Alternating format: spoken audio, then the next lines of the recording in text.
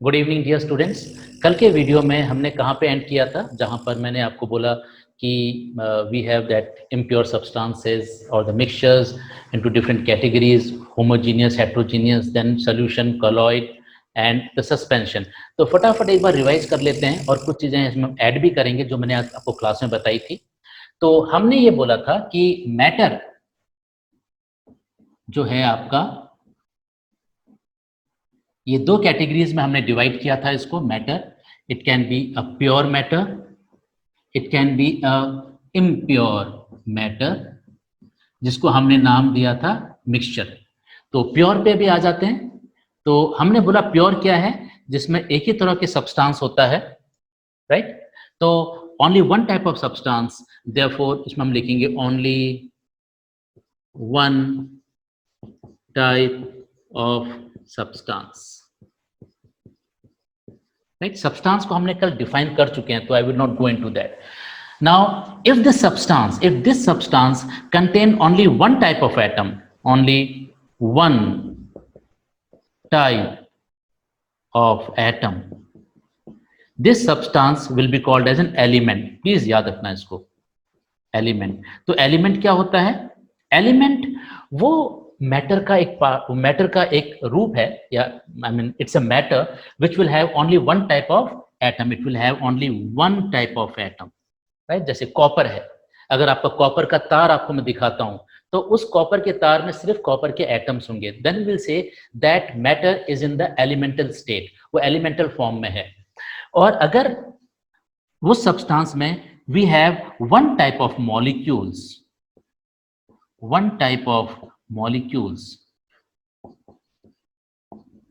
Right, हम ये कह सकते हैं कि वो आपके कंपाउंड स्टेट में है। ये थोड़ा सा इसमें और क्लैरिफिकेशन चाहिए, जो मैं अगली क्लासेस में करूंगा, और स्पेशली अगर हम थर्ड चैप्टर में आते हैं, क्योंकि ये वर्ड्स कंपाउंड, मॉलिक्यूल्स, एलिमेंट्स आपके आते हैं थर्ड चैप्टर में, राइट। तो it's not clearly mentioned in this chapter, मैंने आपको जस्ट इंट्रोडक्शन दे दिया है। तो compound basically will have one type of molecules, एक ही तरह के मॉलिक्यूल्स हैं। वैसे तो मॉलिक्यूल और कंपाउंड को हम बाद में क्लियरली डिफाइन करेंगे। नाउ, तो जब हम मैटर को प्योर फॉर्म में देखते हैं, तो हम उसको एलिमेंट के फॉर्म में भी देख सकते हैं, कंपाउंड के फॉर्म में भी देख सकते हैं। कंपाउंड जैसे कि वाटर है, तो अगर मैंने ये पानी लिया है, तो ये मैटर का कौन सा फॉर्म है? ये कंपाउंड फॉर्म में है, यानी कि इसके अंदर वाटर के मॉलिक्यूल्स हैं, H2O। तो इसमें billions and billions of water molecules हैं, इसलिए ये प्योर है, it's a substance but in the compound state, ठीक है। और अगर मैंने कोई कॉपर की तार, लोहे की तार ली है, तो then that is the elemental state. तो ये हमारे हो गए प्योर सब्सटेंसेस, और कल जैसे मैंने बोला था, हम इसमें अभी डिस्कस ज्यादा और नहीं करेंगे, ठीक है। Now coming to this, because chapter number 2 में इस पे ज्यादा डिस्कशन है। तो इम्प्योर क्या है? It's a mixture of two or more substances, इसलिए हम इसको मिक्सचर भी बोलते हैं, MIXTURE। फिर हमने बोला ये दो तरह के हैं, आपका होमोजीनियस और हेटेरोजीनियस। ये कल हम डिस्कस कर चुके हैं, ठीक है। होमोजीनियस में हमने क्या बोला? Basically it's a mixture of two or more substances, जिसमें जो पार्टिकल्स हैं, जो उसके अलग अलग कंपोनेंट्स हैं, वो इक्वली डिस्ट्रीब्यूटेड होते हैं, ठीक है। उस मिक्सचर में वो इक्वली डिस्ट्रीब्यूटेड होते हैं।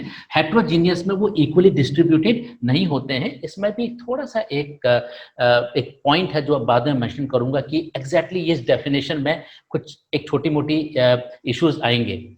और एक चीज याद रखना बेटा, 9th में और 10th में और थोड़े नेक्स्ट क्लासेस में डेफिनेशंस बहुत क्लियरली डिफाइंड नहीं है, तो हम जल्दी बोलते हैं इन जनरल हम जब बात कर रहे हैं ये सब चीजें, ठीक है। तो होमोजीनियस सॉल्यूशन क्या होता है? जहां पे जो कंपोनेंट है वो इक्वली डिस्ट्रीब्यूटेड है। फिर मैंने बोला इसके अंडर में एक कैटेगरी है हमारी सॉल्यूशन, और इसके अंदर दो पॉइंट आएंगे, वो है हमारा कॉलॉइड्स और सस्पेंशन। तो ये हमारे कल तक का था, मैं जस्ट एक फटाफट रिवीजन मैंने किया है इसका। And today we are going to talk about solution, ठीक है। आज हम इसके बारे में बात करेंगे और यही हमारा आज का टॉपिक होगा। होपफुली यहां तक आपको समझ आ गया होगा। तो आज सॉल्यूशन को समझते हैं, ज्यादा आपके 9th में है नहीं, पर whatever it is there will try to understand it.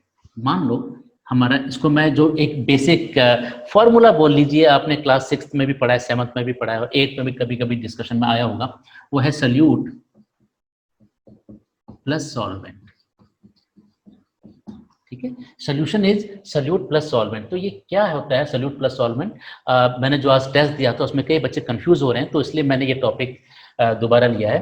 तो अगर मैं कोई ऐसा लेता हूँ, इजी एग्जांपल लेता हूँ, जैसे कि salt plus water, salt plus water, right.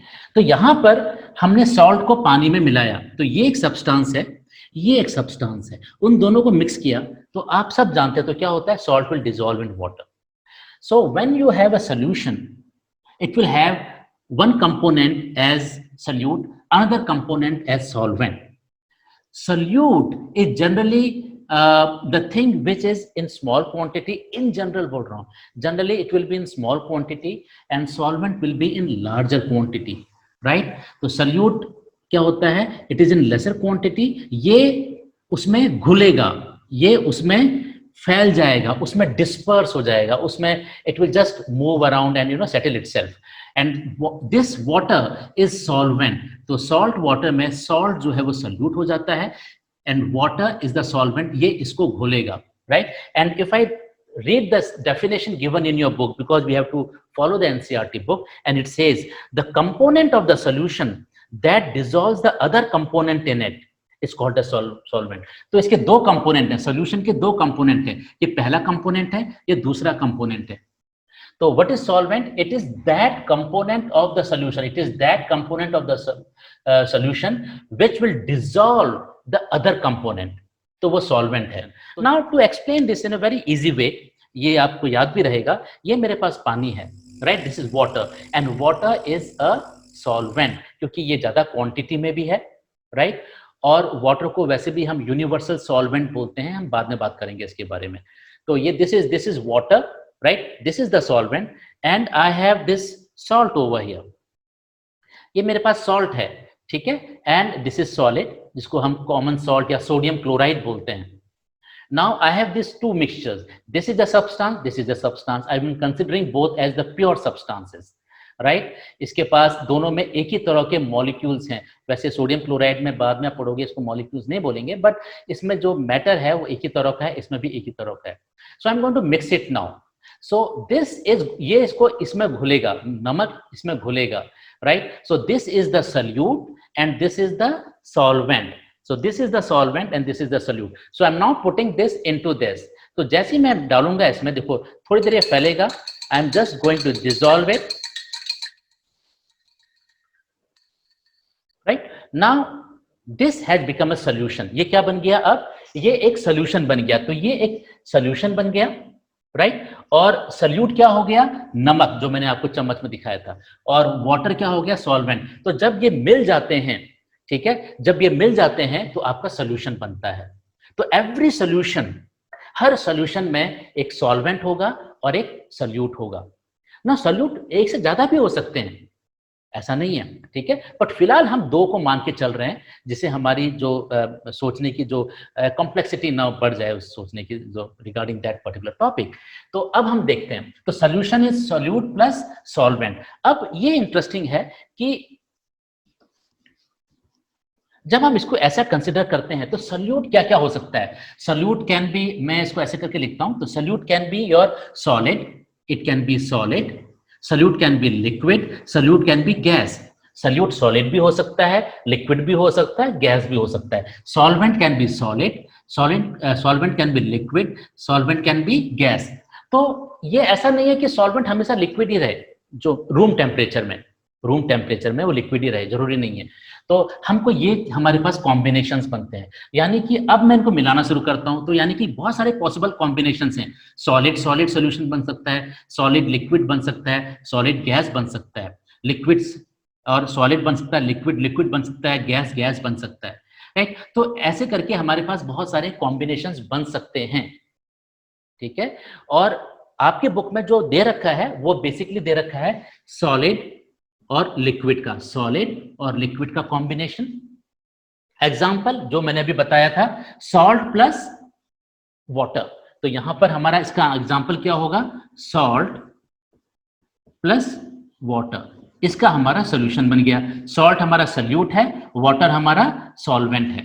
जो ज्यादा क्वांटिटी में होगा वो सॉल्वेंट होगा और जो कम क्वांटिटी में होगा जनरली वो सल्यूट होगा।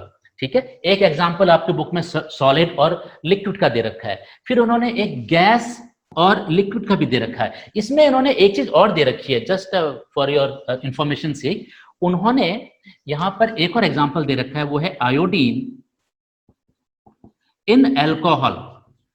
इसको समझना इसलिए इंपॉर्टेंट है क्योंकि ये जरूरी नहीं है जब हम लिक्विड की बात करें तो सिर्फ वाटर ही हो, वाटर के अलावा कुछ और हो सकता है। जैसे यहाँ पे अल्कोहल है, तो अल्कोहल में जब आयोडीन आप मिक्स करते हैं, that is a solid because iodine is solid and alcohol is liquid. तो this is the same example, ये एक ही एग्जांपल है इसके, सॉलिड और लिक्विड के।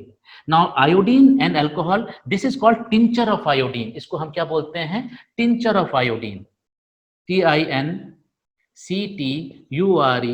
Of iodine, tincture of iodine. पर एग्जांपल ये क्या है, सॉलिड और लिक्विड का कॉम्बिनेशन का सॉल्यूशन है। ठीक है, तो एक ये दे रखा है और उसके अलावा आपको क्या क्या और एग्जांपल्स दे रखे हैं, तो मैं मिटा रहा हूं इसको। एक एग्जांपल आपको दे रखा है गैस और लिक्विड का, गैस और लिक्विड का, और इसका एग्जांपल है एरेटेड ड्रिंक। मैंने आज 2 क्वेश्चन इसमें पूछे थे, एरेटेड ड्रिंक्स। तो एरेटेड ड्रिंक्स क्या होते हैं, मतलब जैसे कि पानी में अगर आप गैस, कार्बन डाइऑक्साइड या कोई भी गैस को अगर आप उसमें मिक्स करते हैं तो वो होते हैं एरेटेड ड्रिंक्स, यानी कि पानी में आपने एयर को या उसमें आपने you have tried to put some gas and get it dissolves into that. So when I have a mixture of gas dissolving in liquid, that's called an aerated drink. जो आपके थम्स अप होते हैं, cocoa Cola होते हैं, मैंने आपको photo भी दिखाई थी। So basically they are homogeneous solution. तो जो अगली बार से जब भी आप कोको कोला की बॉटल लेंगे, राइट, तो वो क्या है, basically they are homogeneous solutions, right, उसमें गैस डिस्ट्रीब्यूटेड है। So that is an example of a gas and a liquid. Then they have also given an example, thing of gas into gas. इसका best example air है। ठीक है, इसमें gas और liquid में आपको देखना है, ये भी इंपॉर्टेंट है, मैं जस्ट यहाँ पे बता दूं आपको, यहाँ पे कौन सा सल्यूट रहेगा, कौन सा सॉल्वेंट रहेगा, ये बहुत इंटरेस्टिंग है। तो गैस जो है आपकी सल्यूट है, तो it should be carbon dioxide plus water, right, carbon dioxide plus water. बाद में ध्यान रखना बेटा, बड़ी क्लास में पता चलेगा it's much different than this, but अभी ये चल जाएगा, अभी ये एग्जांपल आपके लेवल पे चल जाएगा। जैसे जैसे बड़ी क्लास में जाएंगे things are going to change a bit, but for the time being you can just think like this, right. तो यहाँ पर CO2 is the solute, you can consider this as solute, and water is the solvent, right? तो ये हमारा part हो गया। और ये गैस तो बहुत इजी है बेटा, air, right, air is a mixture of gases. और अगर उसके हिसाब से देखोगे, and you can think about it, आप किसी और से भी पूछ सकते हो, और मेरे दिमाग में अचानक ये बात आई कि 78% नाइट्रोजन होती है, तो यहाँ पे जो सबसे ज्यादा क्वांटिटी में नाइट्रोजन है, तो अगर आपसे कोई बोलता है air is a mixture, it's a homogeneous mixture, तो इसमें क्या सॉल्वेंट है और क्या क्या सोल्यूट्स हैं, तो आप बोलेंगे in general you can consider nitrogen as the solvent over here, जो थोड़ा सा सुनने में अजीब लगता है, but for the time being you can take this as an argument that it is in the largest quantity, so I will consider that as a solvent and other things are added into that, right. तो मैंने again बोला है बेटा, ये जो definitions हैं ये बहुत, अगर हम स्ट्रिक्ट वे में देखेंगे तो इसमें गड़बड़ वाला मामला आ जाता है, I mean it's not very clear. और धीरे धीरे बड़ी क्लास में जाने के बाद it becomes much more precise, बहुत सारा क्लासिफिकेशंस और हो जाती हैं, देन हम उसके बारे में पढ़ते हैं। बट 10 तक की जनरल साइंस होती है, तो चीजों को बहुत जनरलाइज्ड वे में डिफाइन किया जाता है, बहुत स्पेसिफिक डेफिनेशंस नहीं हम लेते हैं। ठीक है, तो फिलहाल आप समझ सकते हैं कि गैस इज अ, उसका एग्जांपल एयर है, air is a mixture of gases, और उसमें आप सल्यूट और सॉल्वेंट को भी उस हिसाब से देख सकते हैं जैसे मैंने अभी आपको बताया। So this was about the overall thing about solution, और इसके बारे में कुछ एक्स्ट्रा चीजें जो हैं हम कल थोड़ा सा डिस्कस करेंगे क्लास में, और क्लास में होने के बाद then I will make another video. So her class के बाद I will make a video, so this will be supplementing what I have been teaching today, and also those students who are absent can see this video and get a feel of it. और कल हम थोड़ा सा properties of solution के बारे में पढ़ेंगे जो काफी इंपॉर्टेंट है। हम टिंडल इफेक्ट पढ़ेंगे, हम देखेंगे कि पार्टिकल्स जो इसमें होते हैं सोल्यूशन में उनका साइज क्या होता है, and why they are so homogeneously distributed in, I mean solution में पार्टिकल्स इतने होमोजेनियसली डिस्ट्रीब्यूटेड क्यों होते हैं. All this will we are going to discuss tomorrow in the class and also in the video which I'm going to make tomorrow. So that is all for today. Hopefully you have learned from this and hopefully you will do very well in exam. और जो question आज मैंने exam में पूछे हैं, जो मैंने test लिया था, उसको थोड़ा सा दोबारा पढ़ो और उसमें जो भी डाउट्स रहेंगे tomorrow in the class you can discuss with me. Thank you so much and good night.